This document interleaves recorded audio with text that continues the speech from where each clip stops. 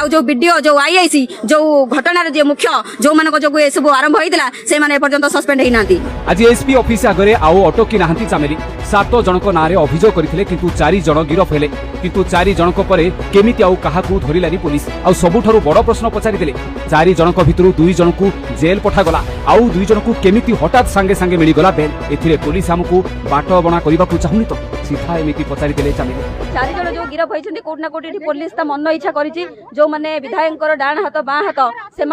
थाना सांगे सांगे कोर्ट रु बेल दिया दे जाइछि आउ जो 2 जन रहिले से इठी जेल पठाई दिया जाइछि। तो इठी पुलिस जो चक्रांत चलैछि पुलिस मनोमुखी कार्य करिछि तो ता बाबद रे आमे प्रतिवाद करछु एवं एसपी ऑफिस जाउछु जे पर्यंत हमकु न्याय न मिलछि से पर्यंत आमे गणधारणा जारी रखिबु बोले। तबे चामेली को एभली प्रतिक्रिया देबा सह चामेली सीधा सीधा आईआईसी आउ वीडियो को शीघ्र सस्पेंड करबा को मथ दाबी करि दैछन्ती आ एमिति दाबी पत्र दैछन्ती ऑफिसर को। तबे एपटे आपण देखि परथुबे पुलिस ऑफिसर एमिति चामेली को हातरु दाबी पत्र ग्रहण करिसन्ती आ कथा दैछन्ती अति शीघ्र तदंत करा जाउछि आ सेमानकु मध्य गिरफ करा हेबो जो मानकर इथिरे दोष अछि आ एहाकु देखि एबे कोहा जाउछि चामेली को एही दाबी पत्र देबा परे परे फसी जाई परंती थाना आज्ञा। आज प्राय 3 किलोमीटर पदयात्रा करबा परे से एसपी ऑफिस सम्मुख रे पहुंची धारणा रे बसिथिले चामेली घटना रे संपुक्त समस्त दोषी को गिरफ करबा सहित महाकालापड़ा वीडियो आईआईसी को कार्यरु निलंबित करबा पई चामेली दाबी करथिले आ एही दाबी पूर्ण पई से एडिशनल एसपी सुधाकर साहू को 72 घंटा समय दैछन्ती 72 घंटा भितरे दाबी पूर्ण न हेले से राजभवन पर्यंत आंदोलन जारी रखिबे बोली सीधा सीधा चेतावनी दैछन्ती चामेली।